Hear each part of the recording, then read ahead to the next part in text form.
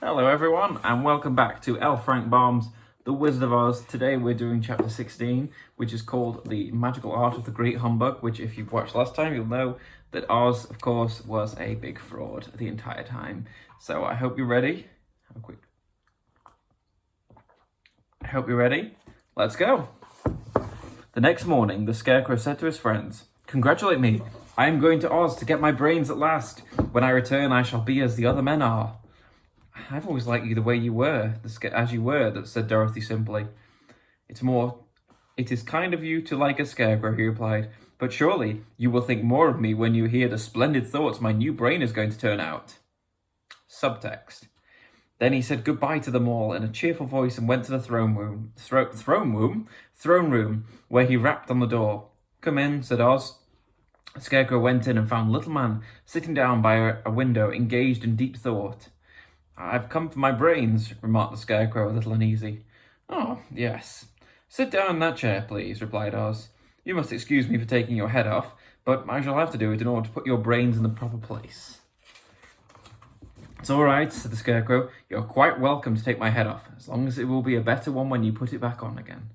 So the wizard unfastened his head and emptied out the straw. Then he entered the back room and took up a measure of bran, which he mixed with a great many pins and needles. Having shaken them together thoroughly, he filled the top of the Scarecrow's head with the mixture and stuffed the rest of the space with straw to hold it in place. When he had fastened the Scarecrow's head on his body again, he said to him, "Hereafter you will be a great man, for I have given you a lot of brand new brains." The Scarecrow was both pleased and proud at the fulfillment of his greatest wish, and having thanked Oz warmly, he went back to his friends. Dorothy looked at him curiously. His head was quite bulging out the top with brains. "How do you feel?" she asked. "I feel wise indeed," he answered earnestly. "When I get used to my brains, I shall know everything." "Why are there no needles and pins sticking out of your head?" asked the Tin Woodman. "I must be proof he is sharp," remarked the Lion. "Well, I must go to Oz and get my heart," said the Woodman. So he walked to the throne room and knocked at the door. "Come in," called Oz, and the Woodman entered and said, "I have come for my heart."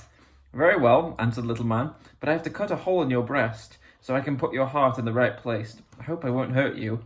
"Oh, no," answered the Woodman. "I shall not feel it at all." Subtext. So Oz bought a pair of tinner's shears and cut a small square hole in the left side of the Tin Man's breast. Then, going to a chest of drawers, he took out a pretty heart, made entirely of silk and stuffed with sawdust. "Isn't it a beauty?" he asked. "It is indeed," replied the Woodman, who was greatly pleased. "But is it a kind heart?" "Oh, very," answered Oz. He put the heart in the Tin Woodman's breast and then replaced the square of tin, soldering it neatly together where it had been cut. "There," he said. "Now you have a heart that any man might be proud of. I'm sorry I had to put a patch on your breast, but it really couldn't be helped." "Never mind the patch," exclaimed the happy Woodman. "I am very grateful to you, and I shall never forget your kindness." "Don't speak of it," replied Oz. Then the Tin Woodman went back to his friends, who wished him every joy on account of his good fortune. The Lion now walked into the throne room and knocked at the door. "Come in," said Oz. "I have come for my courage," announced the Lion, entering the room. "Very well," answered the Little Man. "I will get it for you." He went to the cupboard and reached up to a high shelf and took down a square green bottle, the contents of which he poured into a green gold dish, beautifully carved. Placing this before the Cowardly Lion, who sniffed it as if he did not like it, the wizard said, "Drink." "What is it?" asked the Lion. "Well, for inside you, it would be courage. You know, of course, that courage is always inside one, so that this really cannot be called courage until you've swallowed it. Therefore, I advise you to drink it as soon as possible." The Lion hesitated no longer, but drank till the dish was empty.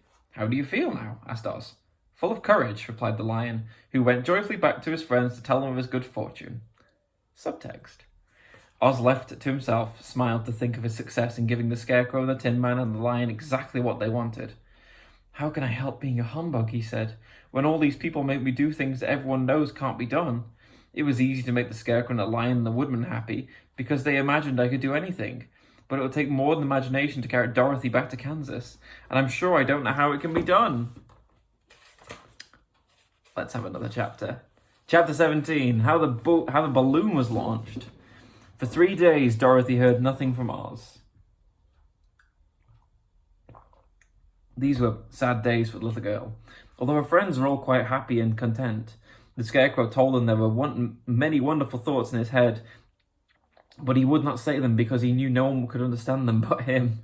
When the Tin Woodman walked about, he felt his heart rattling about in his breast, and he told Dorothy he had discovered it to be a kinder and more tender heart than the one he'd owned when he was made of flesh.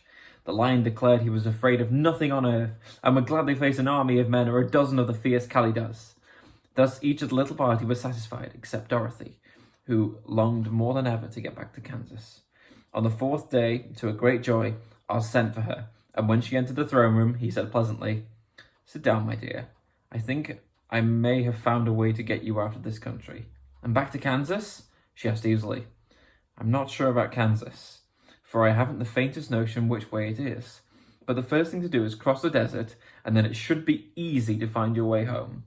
"How can I cross the desert?" she inquired. "Well, I'll tell you what I think," said the little man. "You see, when I came to this country, it was in a balloon.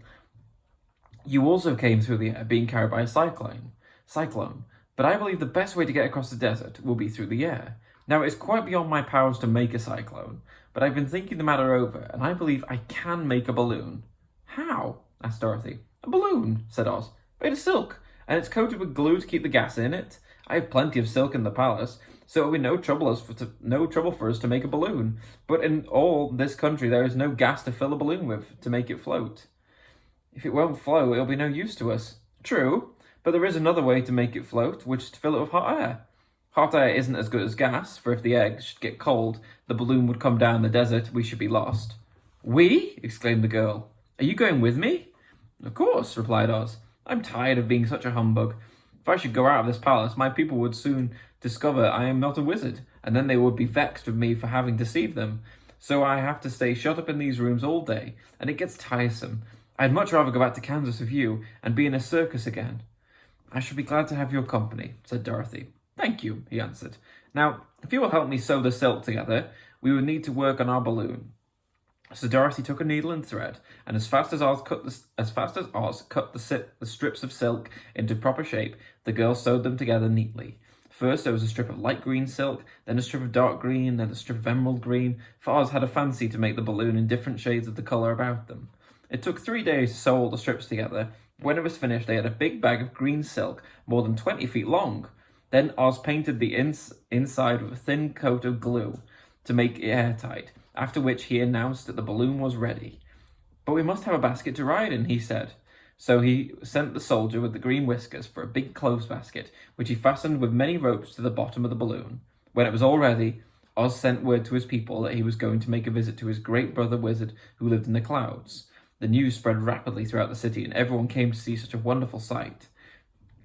Oz ordered the balloon to be carried out in front of the palace, and the people gazed upon it with much curiosity. The Tin Woodman had chopped a big pile of wood, and now he made a fire of it, and Oz held the bottom of the balloon over the fire so that the hot air that arose from it would be caught in the silken bag. Gradually the balloon swelled and rose into the air, until finally the basket just touched the ground. Then Oz got into the basket and said to all the people in a loud voice, "I am now going away to make a visit. While I am gone, the Scarecrow will rule over you. I command you to obey him as you would me." There's a picture here. We'll go for a picture. There you go. Can you see the Scarecrow's got a larger head now? There you go. Okay. The balloon was by this time tugging hard the rope that held it to the ground, for the air within it was hot, and this made it so much lighter in the air, lighter in weight than the air without air. The balloon was by this time tugging hard at the rope that held it to the ground, for the air within it was hot, and this made it so much lighter in weight than the air without, that it pulled hard to rise into the sky. "Come, Dorothy," cried the wizard. "Hurry up or the balloon will fly away." "I can't find Toto anywhere," replied Dorothy, who did not wish to leave her dog behind. Toto had run into the crowd to bark at a kitten, and Dorothy at last found him. She picked him up and ran toward the balloon. She was within a few steps of it, and Oz was holding out his arms to help her into the basket, when went the ropes, and the balloon rose into the air without her. "Come back," she screamed. "I want to go too." "I can't come back, my dear," called Oz from the basket. "Goodbye."